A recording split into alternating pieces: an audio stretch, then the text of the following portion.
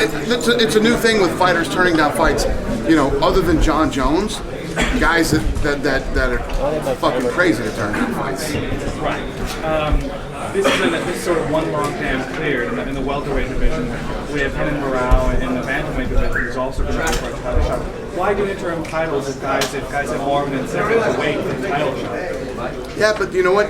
If a guy earns, for instance, Carlos Condit, I think we quickly forget how many hoops that guy jumped through and all the things that he did. You know, stepping aside and all the stuff that went on in the crazy Nick Diaz situation. He deserved to do whatever he wanted to do. If he wanted to sit out, he could. There's different circumstances with different guys. You know, the way that this, we were talking about Morale defending his title now. So whether he wants to wait or not, we're going to go back to him probably soon here and have him defend it. Is that Michael McDonald? Is that the guy? I think so, yeah. Dana, how do you think that tonight's performance adds to George's legacy? Comes back after a long layoff? It's awesome. You know, I think anybody who says anything negative about George tonight is you know, I think you know what they are. I mean, it's just, you know, some people don't come back from that surgery. And to be at the level he was at and come back and you know, be the champion. And you know, you want to know something? I didn't even know till tonight that he was going to tie Hughes' record tonight until I saw it on the prelims. So it's huge. Tonight was a big night as far as his legacy is concerned. Anderson seemed really jazzed about the GSP fight. Do you get that sense from GSP that he's jazzed, like excited for that fight? Who, Anderson? No, GSP. Do you get I don't think GSP's too jazzed about anything right now. His head's all lumped up, his hands hurt, you know, and he was tired in that 5th round. He said it tonight, is what I've been saying, you know, leading up to this fight. The only way you stay in fighting shape is by fighting. And being out for 18 months, it's a big deal. To come back and beat a guy like Carlos Condit after having that knee surgery and being off for 18 months is huge. But I think, you know, you give him a couple weeks, he starts to heal up, and you start feeling good again, and you're ready to start talking about fighting. I'm not even going to call him for about 10 days.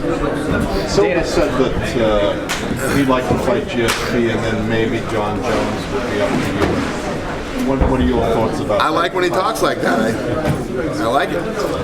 It'll happen. The fun thing about Anderson Silva being the best fighter in the world is he falls right in the middle of number 2 and number 3 pound for pound best fighters in the world. So I think we can look forward to some fun fights. So in a perfect world, according to you, would it be GSP first and then John Jones after that? No, it'd be GSP. He'd defend the title a couple times, and or I don't know. You know, I wouldn't rule out that George fights one more time and fights Anderson. I mean, anything could happen. We'll see what happens. Like I said, up until tonight, this has all been hypothetical. Do you feel like you're working within a short window since Anderson Silva is getting up there in age and might retire sooner? He looks He looks like he's 24 when he fights. I mean, the guy, who knows? But to your point, you know, when you are 38, you show up one day and all of a sudden you're old. It does happen in the fight business. Do you try to avoid interim titles at all costs? Because it looks like for someone like a Johnny Hendricks, should the super fight go through, that an interim title kind of would make sense for these guys that are kind of left on ice for that period. Yeah, no, I think if a guy's injured and you know that he's out for a certain period of time, yeah, you can make an interim title and keep the division rolling. But no, I don't think we need an interim title right now. We just got rid of one. Yeah. Dana, what did you think of the positive test from Stephen Bonnar, and what does that do with his UFC legacy? It sucks, you know what I mean? I think the thing that bums me out the most about the Stephen Bonnar thing is that he didn't tell me. I offered you this fight. You know, he wasn't planning on fighting. You know, he said he was you know, he was practicing to maybe do some pro wrestling and doing this stuff and you know, whatever the excuse is. You know, I've known Stephen for a long time. We have a great relationship. Tell me. That's the thing that disappoints me the most. Does that do anything with his relationship long term, like doing TV with the UFC or anything? Or?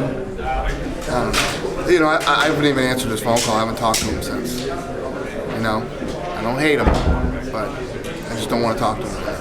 Did he agree to a drug test? Did drug treatment program, Herman? Did he agree to a drug treatment program? Who? Oh, Herman? I think he did, yeah. Okay. He did agree to it. Dana, this week there was a lot of confusion regarding Ultimate Fighter next year, possibly moving to Wednesdays. Is there anything you can say, because you had come out confirming it to Dave Meltzer about moving to Wednesdays? What is the state of Ultimate Fighter for next year? We don't know. We don't know what day it's going to land on. It won't be Friday, though, I can tell you that. All right.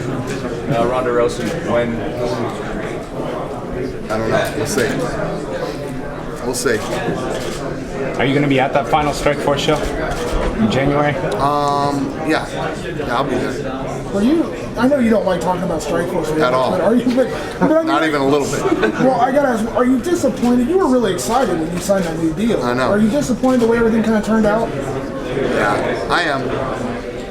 I don't want to talk any shit, though. I could for about 4 hours, but I won't. It's not worth it. But yeah, I was excited. You guys know that. I was really excited about it. Yeah, I'm all the way back. On Rousey, how soon would you like to see her and make her UFC? Next Saturday. But I don't know when she's gonna. Can you explain the Alistair Overeem situation? It seems like he has been booked fight Super Bowl weekend yet. He hasn't given his license yet. And you said in Brazil that he was going to get a title shot immediately. So Yeah, well, it didn't work out. And we got the permission from the commission to, you know what I mean? We asked the permission to say, hey, can we set up a fight with him or whatever, but he's still got to go before the commission. And it still doesn't mean that the outcome could be good, but I think that Alistair's been doing the right thing as far as the commission is concerned and doing all the things that he needs to do to get back in their good graces. And, you know, it's looking positive and optimistic because he's been doing what he's supposed to do. So. Why isn't he getting a title shot? Because it's not working out that way. And on that note, can you start promoting a Nick Diaz fight yet? Have they given you permission for that? No. Trek Congo tweeted tonight saying that he didn't turn down a fight, he turned down a fight on short notice, and that's the difference. What do you think about it? Turn down a fight, whether it's on short notice or whatever, you turn down a fight. It's the second fight he's turned down in a row. What do you Maybe he's talking about the other one with short notice that he turned down. Is that the one he's talking about? But he just tweeted that at you. Listen, if you turn down fights, I'm gonna fucking say it. And if you turn down a fight, at least admit you turned down a fight. It is what it is. That seems to be becoming a lot more normal now. Is that bumming you out? A lot more normal with guys who are worried about losing. You know what I'm saying? Guys who feel like they're in a position where if they lose, you know what I mean? You're either fighters or you're not. You come out and you fight and you put it all on the line, and if you win, you win, and if you lose, back to the drawing board. I mean, that's the business that they're in. But when you turn down a fight, you turn down a fight. And that's 2 in a row. Who was the other fight? So I don't know who he's waiting for. Huh? Who was the other fight he turned down besides I think it was Roy Nelson. twice? Was it Roy Nelson this time? Yeah. I can't keep this shit straight. I don't know. But it's 2 in a row. Ask Joe Silva next time you see him. I can't remember. What do you think the future holds for Shane Carwin now? I mean, he's had so many injuries, so much time off. I mean, he's like, what, 37, 38 years old? Yeah, I'm bummed out. I'm really bummed out about that. It was going to be a great fight, and I know how bad he wanted it. And, you know, he's a good guy. I like him, and it's unfortunate. Regarding the potential super fight in March, location has been something that's come up. I've heard Toronto, Brazil, and Dallas. It's May is when I said May, it. excuse me. Yeah, And all 3 of those are definitely potential sites, either Toronto, a Dallas, Texas stadium, or somewhere in Brazil at one of the soccer stadiums. What's the deciding factor between those 3 locations? Because they're all so different. Yeah, They'll have their own elements. I agree. It's going to be, you know, we're going to sit down and talk to these guys and figure it out. Dallas, Texas probably sounds better for everybody because it's neutral. Do you think you could sell out the full 80,000 for that fight? Sell out what? The full 80,000. 100. 100. Yeah, I hope so. That's why we're going there. I hope I sell 100. Dan, you said you would have approached George for like 10 days about this fight. How much time will you actually give him to even give yourself and pull the fight together? How would you deal with it? It sounded like Anderson wants some sort of contractual changes or something, maybe more money out of it. No, it's the thing is that all the stuff that needs to be done behind the scenes is what we do. This is what we do. This is the business that we're in. We'll get all that done. It's just a matter of sitting down and seeing what's right for everybody. I want Anderson Silva to love this fight and want this fight. I want George to love this fight and want it for, you know, they're both going to make a shitload of money. Okay, that's a no-brainer. I want them to both want it for the right reasons. This is more of a legacy fight. This is the pound for pound fight. A lot of times in boxing, you'll have a guy who's the pound for pound best in the world, and he weighs, 147 pounds, and then another guy might be, 180 or, and a fight could never happen. These two super fights, he lands right in the middle of both of these guys. So I want everybody to want this fight for the right reasons. Is a fight? Bye-bye. Bye, guys. Dana, Nick Ring and Costa Philippines, did they get paid any show money? Yeah, they both got paid their show money. Show money, are you looking to rebook that fight for the near future? Or yeah, I don't know. We'll see what happens. The Cote Sakara fight needs to be a rematch. Yeah. Just a rematch. Is something, George touched on it, Anderson fight day can be a lot bigger than him. Is a fight day weigh-in something that you'd consider too dangerous? Okay. Too dangerous. I don't like it. Yeah, they're either going to have to. No, I mean make weights. Well, George was saying he weighs 225, 230. He doesn't weigh 225. No, but I mean he'd have a few pounds on George. Yeah, and he has no problem making 85. You've never heard or seen Anderson Silva and go, God, he looks terrible at the weigh-ins. He had a tough time making weight. He makes 85 easy, doesn't have to do anything to make 85. So we'll sit down, we'll be realistic, and we'll figure out, what makes sense. Obviously, Toronto and Montreal are kind of big Canadian markets still holding the fence. I believe Tom Wright said at the introductory press conference for this a few months ago that Canadian city-wise, there might be a few Canadian events in cities that might surprise some people. Is there any other cities in Canada that you're possibly looking to hold events? We're working on a lot of things up here in Canada. Obviously, the two huge markets for us right now outside of the U.S. are Canada and Brazil. So, we're working on so many different things. That's why I didn't go to China, and this huge gap that we've had. We've been in the office, and we've really been cranking and working hard.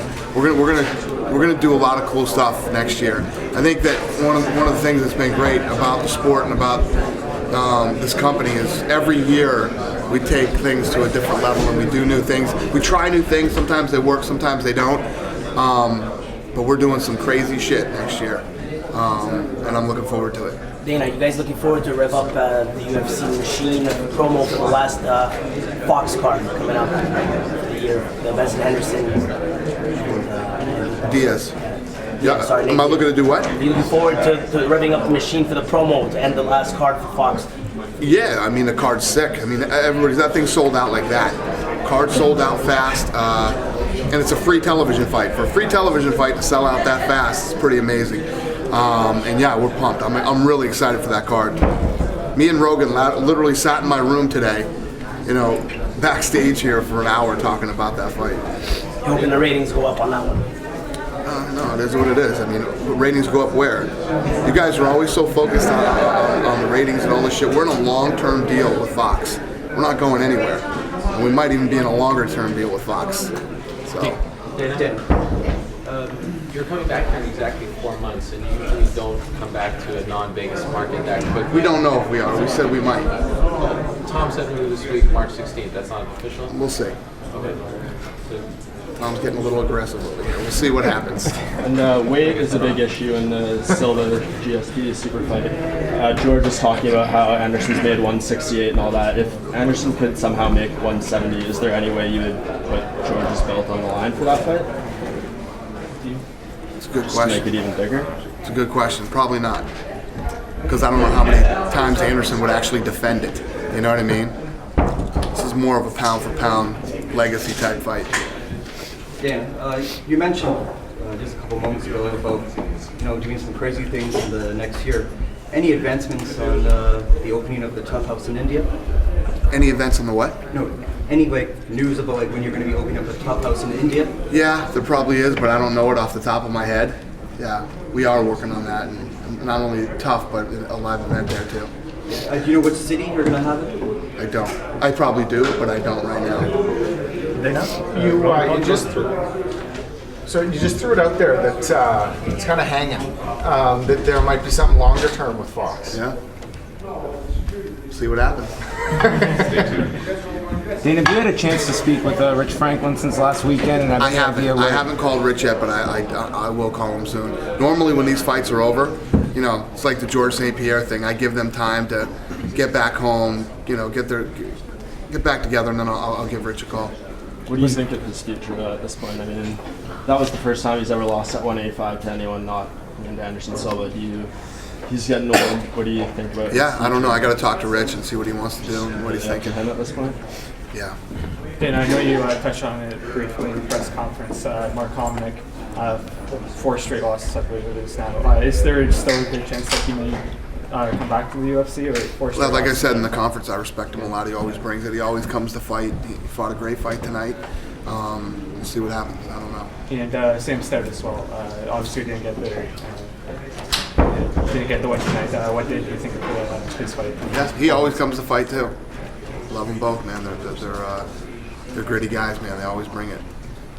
Dana, you said the other day that with Ronda Rousey coming over, it's been pretty clear that Cris Cyborg doesn't want that fight. Can you explain a little bit? Pretty on clear that? to me too. What is it like? Have you talked to her camp? Have they talked to you guys? I haven't, but our matchmakers have talked to their camp, and she doesn't seem too excited to fight Ronda. So you don't think it'll happen? I don't know. I mean, we're bringing in the 135-pound division. That's what we're doing. I'm trying this whole women's thing out. Obviously, Ronda's the champ. I think that Ronda has the potential to be a big star. She's already getting media that we've never even got before, and she's never even set foot in the UFC yet. And that's the division that we're bringing in. We're bringing in the 135-pound division. So. I don't know. What about the relationship with Invicta? Because Strikeforce have been working with Invicta, learning fighters and stuff. Will that stop now, and you guys are just signed the entire weight class, or how will that work? I don't know. I don't understand the question. Like Alexis Davis, for instance, is fighting for Invicta in January. Also has a Strikeforce contract. Will you guys make them exclusive to UFC now, or how will that work? Yeah, I don't know. This thing is all new. We're kind of playing with it, and we'll see how this thing works out. I know this. I know there's, over the next couple of years, we've got fights in the 135-pound division. Good fights. So Ronda's the champ. She'll come in, and we'll see what happens. We'll see how this thing plays out. Do you ever rule out an all-female edition of the Ultimate Fighter? Is that something? I wouldn't rule it out.